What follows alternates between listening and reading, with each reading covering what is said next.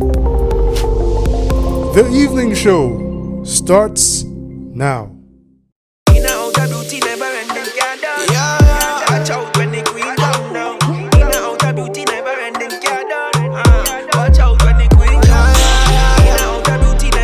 one is dedicated to all of me queen.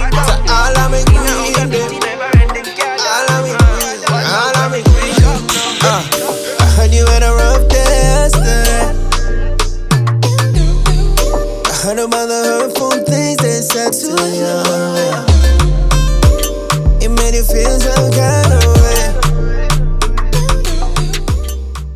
Hey guys, welcome to the evening show on this, the 23rd day of August 2020. We are always happy to be with you, our family. Yours truly, Mel Cudjoe, alongside my beautiful and radiant co-host, Rachel Cowie-Clarke, and find me at Anything Honey.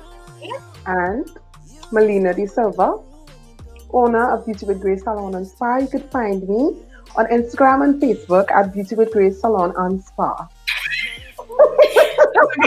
This was not rehearsed, all right? We give it as it is. We drop it as it is.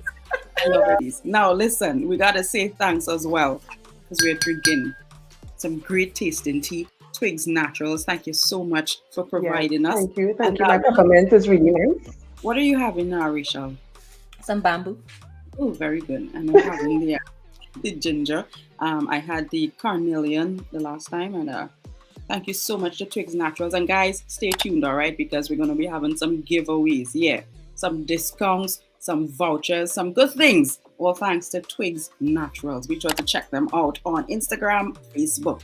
Now, ladies, what is happening? How was your week? How has your week been thus far? Well, for me, my week has been pretty routine. But I mean, some nights I actually had some longer work days than others, but expected. We are working at home and we have all the facilities to work from home, so the expectations are there.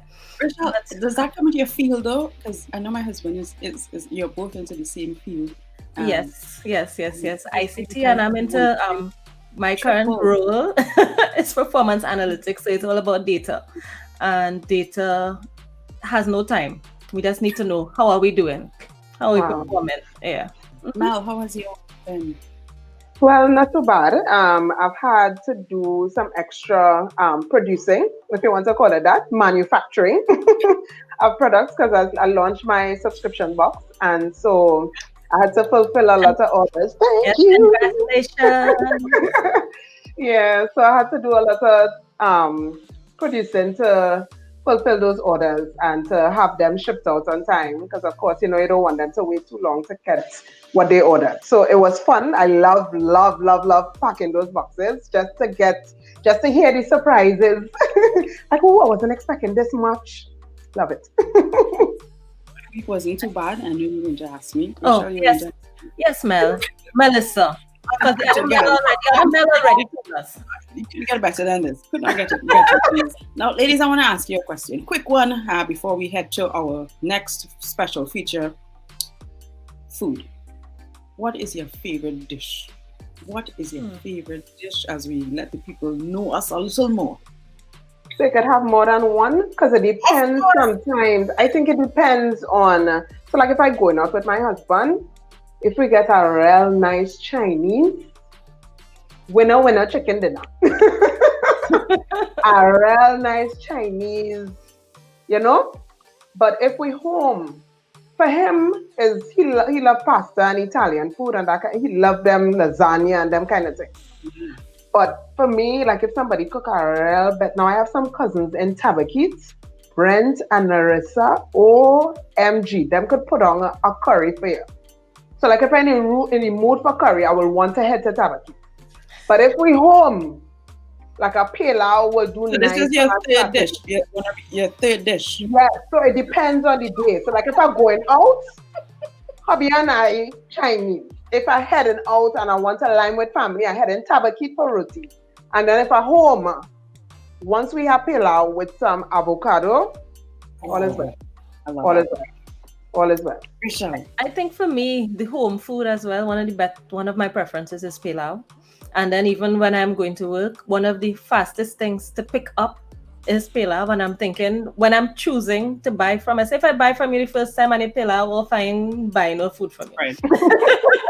Get that right. I mean, it's Yeah, that's right. That's the basics. That's the basics. Other than that, I do like bus-up shot as well. If I tell you I want roti, please don't bring me dal curry. I will eat it, but for courtesy's sake. I like bus-up shot. I will eat bus-up shot and bus-up shot. Yes. Might you believe that? For me, it would be anything grilled. I would eat lasagna every day if you give me a choice. Yes. Yeah, that's probably at the top of my list. That's a lot of cheese. So we're gonna go to our text yeah, with my beautiful, loving.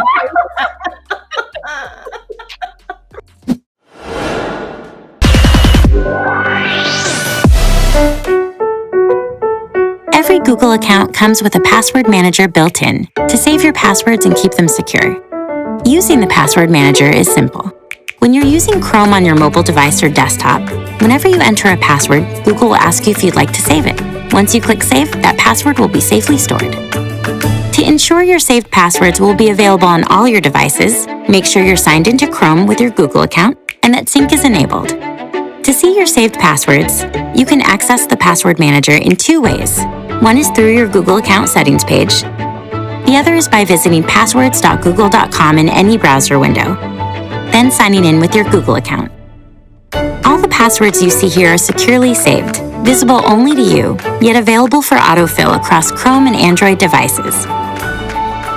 From here you can view, edit, or delete a password after verifying your Google account login. Access your password manager from any device, on any browser, to help retrieve your passwords and make them safer.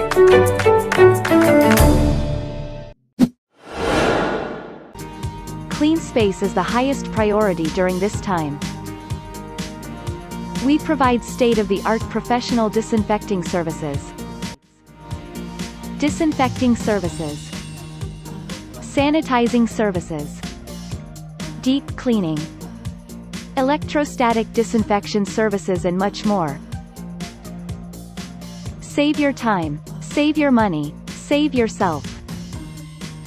Visit our website or call us for your next cleaning service today. Hey guys, welcome back. The evening show, episode 4, and we have so much more in store for you today. Of course, we're going to be chatting a little later on with our special guest, Counsellor Petreece Cuffie. But before that, we look forward to our Leaving a Legacy segment. Now, ladies, our topic for today is becoming a better me. What are some ways that we're working to become a better version of ourselves, if that is even something that we're doing at this time? For me, really, I think as a mother, I'll tell you, you want to make sure the children eat, you want to make sure food prepared, you want to make sure clothes clean, the house clean, and then your battery on E, and you're too tired to even check in the gas station to refuel. And I found that you really just need to put yourself sometimes on top of the list at least one day. So if that's your Sunday, like Sunday, do not call my phone. Do not message me on an appointment date. No, that's a no, because Sunday is self-care day, and so the feet might be soaking. You might catch me in a mask if you video call me on WhatsApp. You might catch me here under a steam cap. That's me on a Sunday. And I think it's really necessary, because if you don't pour into yourself, you don't really have anything to give out to anybody else. You'll be pouring from an empty cup. And so I think it's really, really important sometimes to just pause and take that time out to assess, to check in with yourself. Am I really happy today? Did I really enjoy this week? What could I do better to be better next week? How could I be a better friend sometimes? How could I be a better wife? How could I be a better mother? Do I pay enough attention to the children? Just checking in with your own self. Sometimes I think it's necessary in becoming a better you. And then when you realize, okay, this needs tweaking, I really haven't given enough time to this. I have a friend, Kayali. She will message and she will say, how you doing? You good? How you really doing? So like sometimes you need that person as well to check in with you, just to make sure that you're doing the necessaries, just to make sure that you're a basic thing. Sometimes she'll message you, take any of your vitamins today? Have you been topping up on your iron? And sometimes because you're so busy and you're going, like I said, I have 4 kids.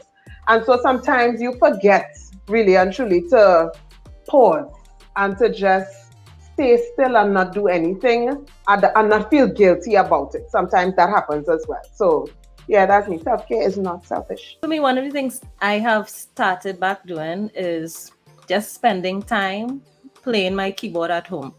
And it mightn't seem like anything to anybody, but the fact is I upgraded my keyboard a couple of years back and it was there, but I haven't been spending that time just playing and creating because I like to write, I like to sing, but because I've got so busy, I haven't got that time to just stop and express myself. And I have started back, and believe you me, that's like a safe space. Nobody needs to tell you to stop or to sing or to shout or to dance. You just there, you put on your headphones if you don't want the husband to hear your music. Or nobody to be disturbed, neighbors, etc. And I just sit and I play. I listen. I have a couple of people that I listen to online, and I just try to, synchronize. Like, oh yeah, I'm in my space. Yeah, that helps me relax myself, and it's not work.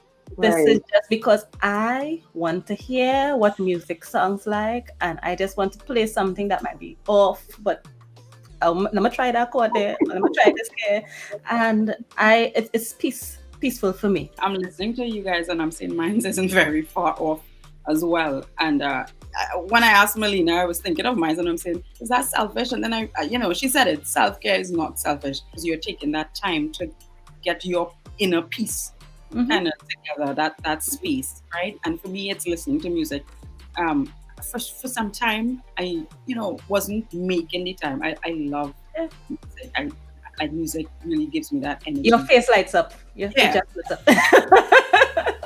Yeah, and I really started, just spending some time just listening, and it really felt refreshing and rejuvenating. Sometimes to become a better version of yourself, you need to know the things that bring you joy. You need to know you. Correct. Have a space as well that you have that time, because Melina, as you rightfully said, as a parent, as a wife, you give of yourself. We're always giving of ourselves, and then we have jobs, we have so many different aspects.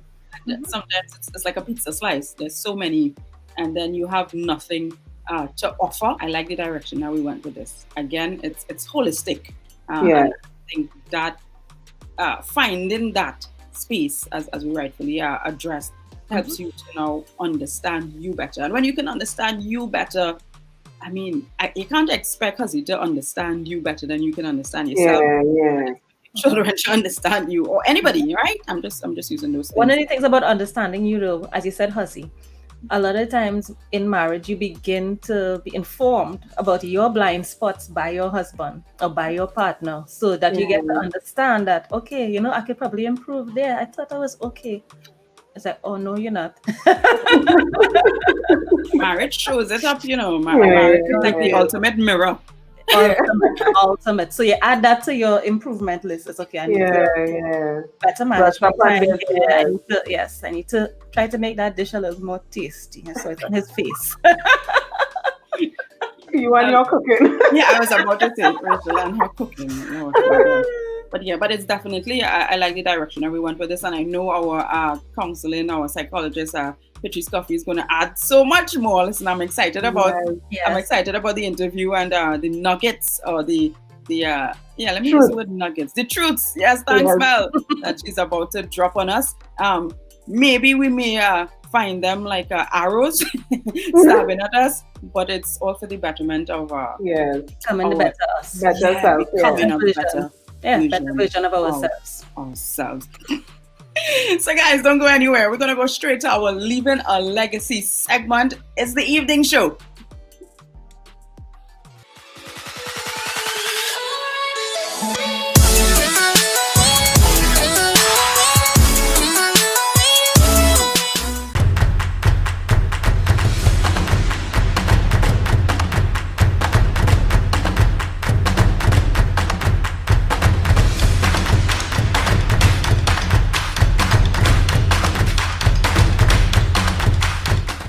you're nothing if you're not the truth. The biggest reward is not financial benefits, though it's really good. You can get a lot of great shoes. Nothing wrong with great shoes. But those of you who have a lot of shoes know that having great shoes and a closet full of shoes or cars or houses or square footage doesn't fill up your life. It doesn't. But living a life of substance can. Substance through your service, your offering of your whole self. And the baseline for how do you live a life of substance is whatever is the truth for you. What do you stand for? When I had finished my school, and I was so proud of myself for building this school in South Africa, and I went to Maya and I said, Maya, that's going to be my greatest legacy, the school. And Maya said, you have no idea what your legacy will be. I go, I know that, but I really do think that the school's gonna, be my greatest legacy. And she goes, you have no idea. So I go, yes, ma'am. She said this, and I leave this with everybody in the room, graduates, friends of graduates, family. She said, your legacy is every life you've touched. Your legacy is every life you've touched.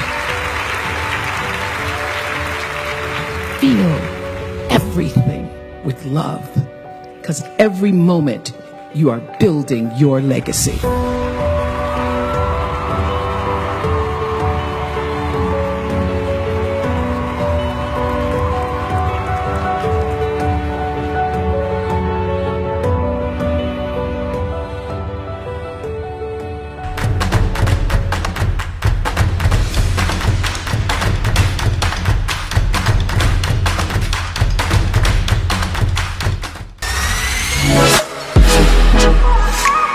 Hey guys, welcome back the evening show, and on our fourth episode, as promised, we have with us a lady who, listen, her resume is so long, but she's humble at it, all right? So let me waste no time as I introduce our guest for today, Petreece Cuffie. She is a professional counselor who has over 24 years experience in her field, counseling and training. Now, she was the administrator and head counselor for the Rape Crisis Society of Trinidad and Tobago. And she has developed various initiatives, including developing a vision for your life. And that's a life skills workshop for at-risk youth.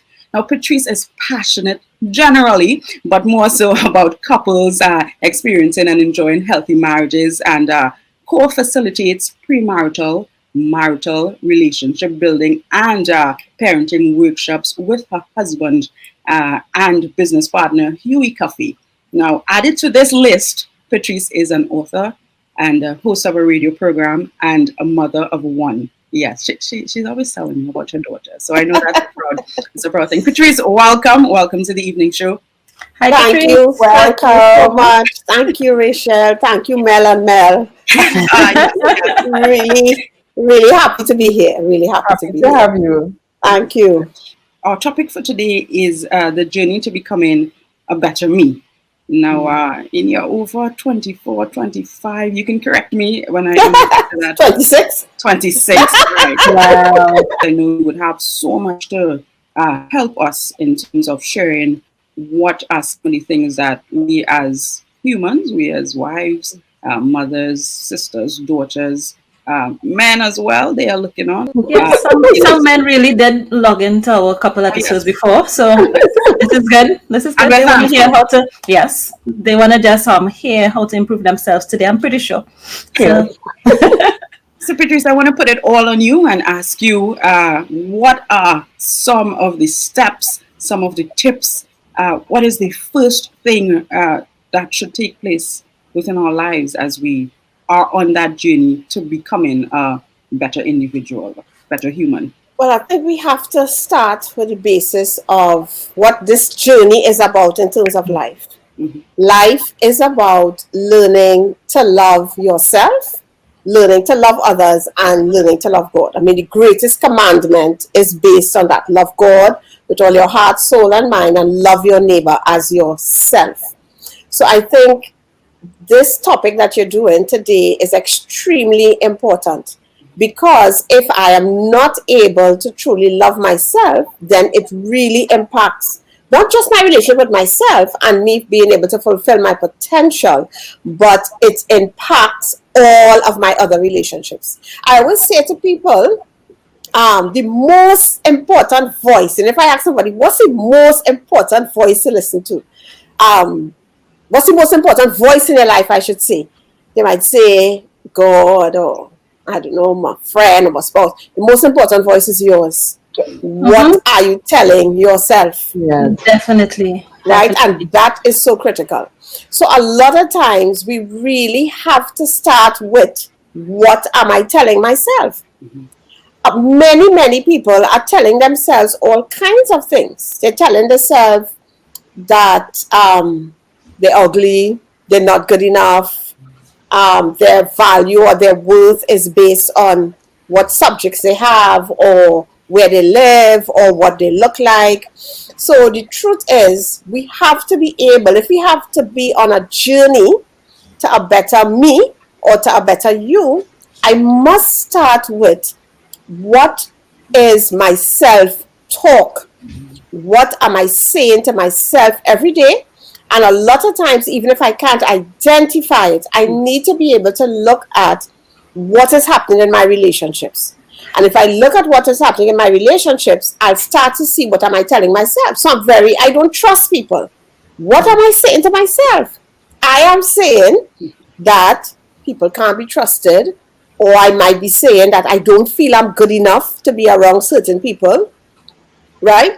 But a lot of these things come from our very early experiences. So if I want to be on a journey to a better me, I need to start looking at where I came from. Wow. And what are the messages that I got in those early years. I think though, sometimes people don't take the time to look back and see what causes me to react in the ways that I react. And a lot of things are rooted, as you say, in your childhood experiences, and you act them out as an adult. And sometimes people don't discover these things because we don't take the time to reflect. How do you start that journey of reflection as well? To know that that's how I can improve. The thing about it is that you just started. You realize something is wrong. I need to do something, right? And I need to start, just decide I am going to take some time with myself. So sometimes the things I tell people to do, make a list of all the persons who would have had a negative impact on your life. A negative impact being where, as a result of your interaction or lack of interaction with them, you felt pain. So even if they had a positive impact on you, once you remember that negative impact, you put them on that list. Now, this is not about the people, and this is not about judging them, but this is about looking at what are the messages that were communicated to me. I am dyslexic. I am on that spectrum. That meant I got a lot of licks in primary school for spelling. I had my own strategies of trying to figure out how to remember words, because phonics is very difficult for me. And of course, with things like that happening, what is the message that is being communicated to me? I am stupid. You understand? So the thing about it is that... No, I was saying I have a friend that is dyslexic, and she's really good in her discipline. She's accomplished, has a degree and everything. And you find that she kind of overcompensates in some other areas without even realizing it sometimes, and constantly sometimes discounts herself because she thinks that she doesn't do it as well as, because she has this pre-notion that she is not as good as sometimes. But it's the conversation in your head that actually sometimes you project. But the conversation is based on pain. And unless you deal with the pain, You cannot dismantle those mindsets and choose to embrace truth that sets you free. Yes. So I must as you were talking there, Petreece, I thought about that. I said, I'm thinking to myself, I guess the first thing upon that journey is realizing or wanting to even attempt dealing with that pain and that hurt. Yeah. What do you think? And sometimes what happens is that we feel that pain is protecting us. So we actually think that not venturing out, not getting people close to us is actually protecting us, because of course we hear all these stories of who betrayed who and who hurt who and who tried this and failed and how horrible it was. So we're thinking, let me stay in my crease, let me stay in this space, not realizing that what we're actually doing is not fulfilling our potential, not trusting God, right, and not becoming the person that God wants us to become. So with all my dyslexia, I would have written at least 2 books, still have more to write. I would have done my master's and was the valedictorian, right? It was very easy. It was just a lot of work, but it was easy. But the journey to that was what? A friend of mine said to me, Petreece, you are always saying that you're stupid. And this is the truth. When I was in university, every exam I passed in my first degree, when I sat an exam, I prayed and I asked God, and I'm a Christian, a follower of Jesus, to make all my lecturers drunk so that they will not see all the errors in my papers and I would pass. And every time I passed, I was convinced that God made all those lecturers drunk. Right? Even though drunkenness is a sin. Right? So I never felt it was me. I always felt it was some fluke. So I wasted money starting 2 masters. And I made an excuse for every time I came out why I couldn't continue. But it really was because deep down, I honestly was telling myself that I am stupid. That is what it was. Petreece, how do you go about, because I know people go through traumatic situations, like really traumatic things that they would have buried underneath concrete, never to dig up, never to address, never to have to face ever in life again, because it was just so horrible. And to just even think about having to throw my mind that far back to deal with abandonment issues or even being something as horrible as being molested. How do you go about having built, as you said, such a wall, staying in your crease, staying underneath in your shell, just a way to prevent as much as possible any pain, any hurt of any sort to happen again? How do you go about doing it successfully, not just going back to that place and revisiting it to almost trigger the pain again? Yeah. Or how do you go about doing that in a healthy way to get the end result of being whole and healed? Okay, so one of the things we need to understand that hurt came through relationship and healing is going to come through relationship, especially when you're talking about trauma. So it is very critical to know that is not a journey you can do on your own. Right. You need to connect either with a professional person or a person who is wise, confidential, supportive to help you on that journey, right? Because it's not something you can navigate on your own. So even I had counseling, right? Even I had counseling in terms of persons I would have spoken to that helped me on my journey. Sometimes even outside of counseling, it is a friend who says to you, I believe in you. You are more than this. I see so much wonderful things in you. I am willing. You can talk to me. You can share. And just being able to talk, not feel judged, not feel like you're crazy, right? The healing starts right there. But it really is a person deciding that I can no longer. It makes no sense living in this dark world. And I'll tell you this, God doesn't want a person to live like that. So I'll tell you, he'll be digging and niggling at you, eh? So that's the whole thing. A lot of times, it is not just me doing it. I can't take all the glory for a lot of times us coming out or a person coming out from where they are. God is talking to them too, because he doesn't want them to be in bondage. He doesn't want them to be there. The thing about human beings, so okay, let's say we had slavery. Even though there was slavery, inside of every slave, because we are created in the image and likeness of God, was a sense that I am more than this. Mm-hmm. I am worth something. How I am being treated is wrong. So even if I'm telling myself I'm stupid, there is something else at work there that is saying, that is not the whole picture. There is more to this.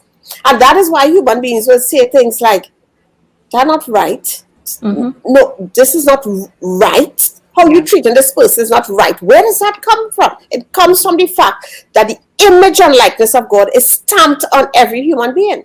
And even though human beings a lot of times don't understand where their worth comes from, deep inside they know that they are valuable. And I am more. Yes. And I like what you said I'm there, more because I than think, this. yeah, because I think as you're talking about worth, I think sometimes you look to that worth from maybe a family. That's how you decide to value, this is where my worth comes from. Or you look to it from a friend or people. And I think that's the error you may make at times. But even what you're saying there, Mel, is very important, because at the end of the day, when I am born, I don't know who I am. I don't. And I'm born into whatever family or whatever structure. And the messages that I get from these significant others tell me who I am. But if they are broken and they have issues, what are the messages I'm getting? A healthy family is a family where my needs, we have 3 basic psychological needs as human beings: to be loved, to be accepted, and to know that we are not alone. Right? So my psychological needs are being met. I feel loved unconditionally. I feel accepted, good, bad, and ugly. I know that I'm not alone. Somebody always looking out there for me. So that is done. But then they point you to Jesus as the fulfillment. That is what healthy family is supposed to do. Right? So we need human beings. Only Adam and Eve didn't have human beings, you know.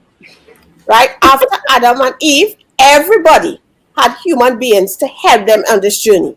Well, help or hinder. Right? So that if the human beings who are my significant others don't make me feel loved, you know what I will continue to do? I will continue to look to other human beings For that. Not because anything is wrong with me. That is how we are wired. But I'm hoping that somewhere along the road, a human being will come along who will point me, make me feel loved, but point me to God as the one who is the source of love. Yes. Right? Petreece, you're speaking to so much different things that you're touching on there, because I'm thinking to myself as a parent, it is important for me to want to work on me or fix me to a certain extent, because then that affects the next generation, and then that affects the next generation, and the nation and the whole is affected. I want to agree with what you were saying as well, because I know a couple of people who actually felt that way, in sense of their family didn't give them the direction that they needed, or they didn't feel loved growing up, or they didn't feel like their parents cared. One guy in particular comes to mind. He was in jail a few times. He's dead now, at before 30. And he said many times, my parents don't care about me. Nobody cares about me. At least when I go to jail, I'll get 3 square meals. Yeah. And the fact is, once that his window to the world was broken, because he didn't feel like it mattered, the people that mattered to him, the same wasn't reciprocated. So it's an opportunity as well as ladies, men, people in general, to reach out to folks to help them see a different perspective, because sometimes healing could come from me and you. As you said, just a conversation, reaching out. And we mentioned that the last time, I think on episode 2, that we need each other.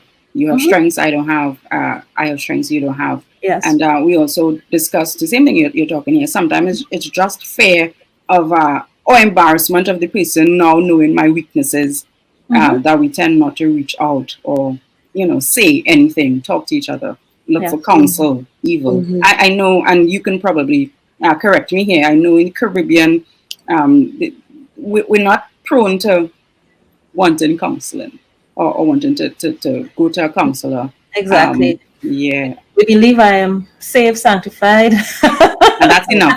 and God will show me. Yeah, Jesus will fix it. But faith without works is dead, right? So we need sometimes to put feet to the things that... But Jesus is the mighty counselor. So I say I am under the mighty counselor. My profession is legit. Right? No, it's true, because I find sometimes as we say in church, that we go to church, we come bruised, black eye, bruised shoulders, the scars of life there. And then we come to church and we fall into church, and then we end up putting makeup all over the bruised areas, but not really dealing with those scars and those issues. And we move on to not just being a church goer, to being a functioning church member, but never really addressing those bruised areas that we have covered up so pretty and nicely, because nobody ever tell us that, you should really deal with this. You should really poke at this and get to the bottom and find out what exactly is the basis of this behavior, or this feeling, or this, wanting to protect yourself. And I think too that you're saying that even though you may not have grown up into a family that may provide you with the comfort to grow in a loving, caring family. Not all of us have it, but I think it helps when you have a circle around you that helps meet that need in terms of support, in terms of encouragement, in terms of being able to see, I think you'll be good at this. You should really look into doing so and so, or you should really check yourself about, good and bad, to be able to point out your blind areas. In our last episode, Mrs. Manning said, when you're in the frame, you don't really see the whole picture. So sometimes you need, if you're not getting it from the family, you need that circle to be able to say, hey, you need to check this. I'm telling you as a friend, you need to look into that. Yeah. So the thing about it is that's very important, because all of us have a blind self, right? And your blind self is things that you know about me, but I don't know about me. And I think it's always important for us to get that type of feedback from friends. And that could be positive or negative. It's not always negative. It could also be positive things about ourselves that we need to know. So very important on this journey in terms of, Mel, how did you say it? A journey to becoming a better me. A journey to becoming a better me is being able to identify the lies that we have embraced about ourselves. And being willing to renounce those lies, but replace them with truth. We don't have vacuums in nature. So if I'm getting rid of something, I need to replace it with something. All right? And to dismantle those lies, I have to be able a lot of times to forgive the persons who would have hurt me. Right? And forgiveness is extremely important part of our growth and becoming better. Right? I have a quick question about that forgiveness. I mean, a lot of in our culture we have embraced I would love you from far. I forgive you, but we can't talk. I will love you from far. What do you think about that as well? All right. So forgiveness is not forgetting. Forgiveness is when I remember there's no longer any sting. Forgiveness does not equate to reconciliation. To have reconciliation, there must be repentance, right? So let's think of our Lord Jesus. God has forgiven everybody. Everybody is not reconciled to him because everybody is not willing to repent, to lay down their arms and say, please forgive me, which is repentance. I have sinned. All right? So a lot of times we confuse forgiveness with reconciliation. Forgiveness opens the door to reconciliation. So you have betrayed my trust in deep ways. You have told all the secrets I told you, you told others, and you even added your own nice saucy pieces to it. right? Mm-hmm. I need to forgive you because you are my best friend. I need to forgive you so that I can be unhooked from the pain of the past.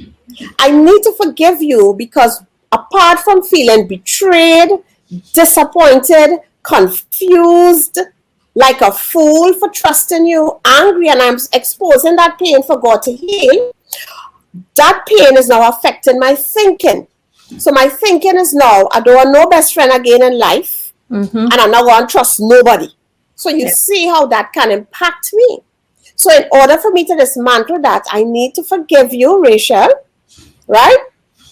And I need to now be able to come to terms with the fact that, yes, you can rely on people for certain things. You can't rely on them for others. I need to let people in and all of those things. Now, Rachel, you are still a gossipper, and a slanderer, right? Yeah. So if I decide you never come to me and say, Petreece, what I have done is wrong. It was horrible. Actually, I'm in counseling right now to figure out why I gossip so much and why I say such horrible things about people. Yeah? And what I started to realize is that when my parents separated, I became very jealous and envious of people. And I'm working on that. What you are actually doing there is repenting. Right. And you say to me, Petreece, if you never want to be my friend again, I understand. Which means you saying that says you understand the pain you caused me. You understand? And you say, if you want, we could work on a relationship. Okay. So you have repented. I have forgiven. We can work on a relationship. We can have reconciliation. But let's say I came to you and I said, Rachel, I forgive you. And you say, well, you forgive me for? Nothing I say there's a lie. Rachel, sorry, I have nothing to tell you again. Right? Because what I will be doing is simply opening up myself to be hurt over and over and over again because you have not changed. And a lot of times people think that forgiveness will change the person they forgive. It doesn't. It doesn't. Forgiveness changes you. So I'm saying that in order to have healthy relationship, we need forgiveness and repentance. Forgiveness alone is not, and you can check that out on my podcast, forgiveness alone is not going to heal a relationship. But some people think, I find, you hear people say it all the time, well, you ain't forget because you ain't forgetting. And it's almost as if you're supposed to have amnesia to whatever took place. Like if you were, let's say, raped, how do you forget that this occurred? You know, and so they base the fact that you remembered or you're able to tell the story that, she didn't forget. If I forget, I can't help anyone. So I could tell the story of my abuse of my grandmother, and I have forgiven my grandmother. I can tell the story of somebody trying to sexually assault me at 16, and I have forgiven that person. I can tell the story, right, of many things that have happened to me, and I have forgiven all of those people in my life, right? And the reason I can tell the story, and it's a story that helps others, is because I have forgiven. All right, so Petreece, if we had to do this as a step system in terms of step 1, step 2, step 3 on a journey of becoming a better me, step 1 would be recognizing that you need help. What would you consider?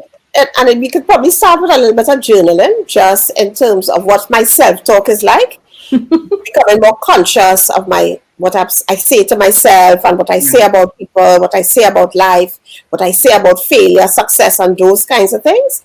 And I think the step 2 is trying to connect the dots. Where did this come from? Right? And we realize, as I said, a lot of hurt comes through relationships. So then try to identify persons that I just need to forgive and to release the pain that have those mindsets in place. And then look at, so I write the mindsets. So let's say I have a mindset, I am ugly. And I know where that came from. I forgave where the person started with. So I'm now able to dismantle. So I write the truth. I am beautiful.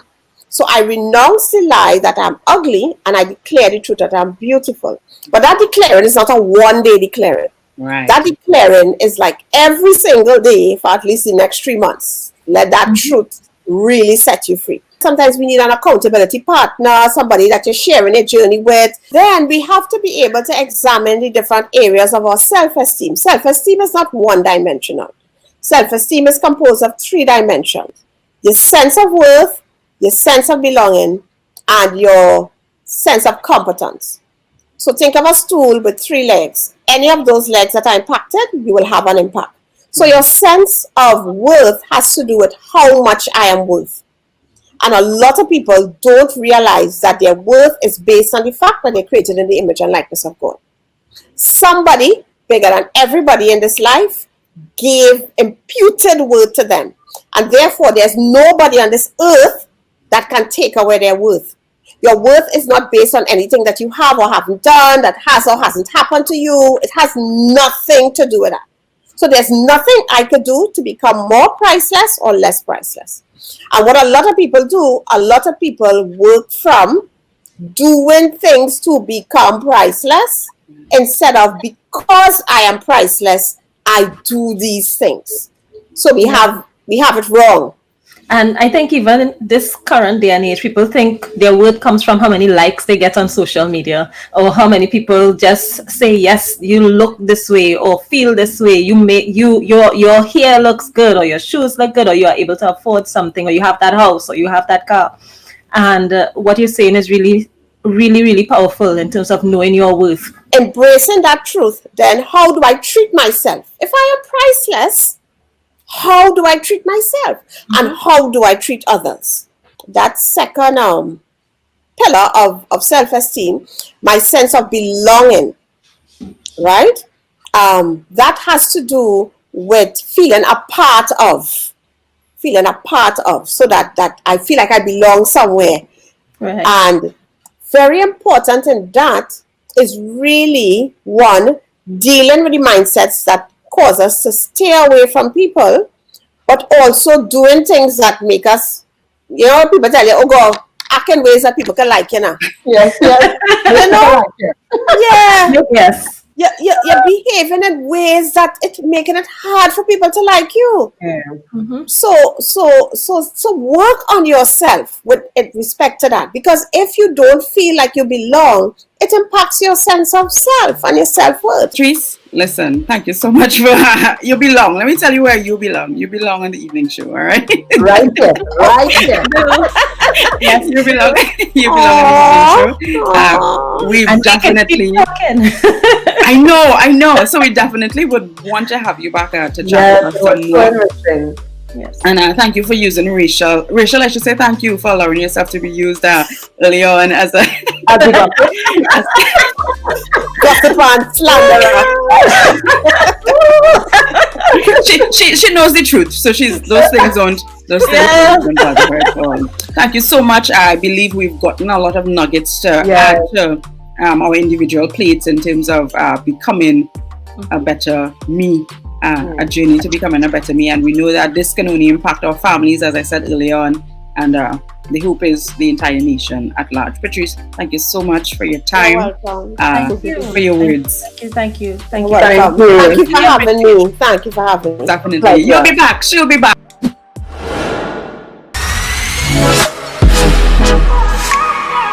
It's the evening show, episode 4. And I warned you guys, I told you. Yes. Petreece was going to drop. You all were warned. And we're really thankful. We definitely want to say thanks to her for taking the time to be with us here. Thanks, Petreece. It was enriching. I mean, she touched on so many things about forgiveness being that thing that unhooks you from the pain. She talked about having an accountability partner. She talked about what the process of true forgiveness. There was so much that she left with us.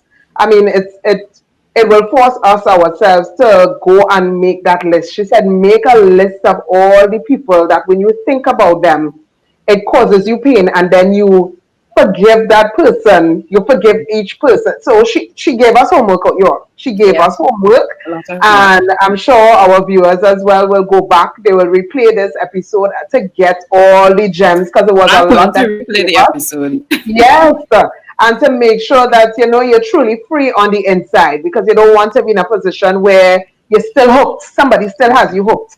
So I know a lot of us are going to go back and check through our inventory and make sure we have no files pending, nothing there to be dealt with. Yeah, it was great.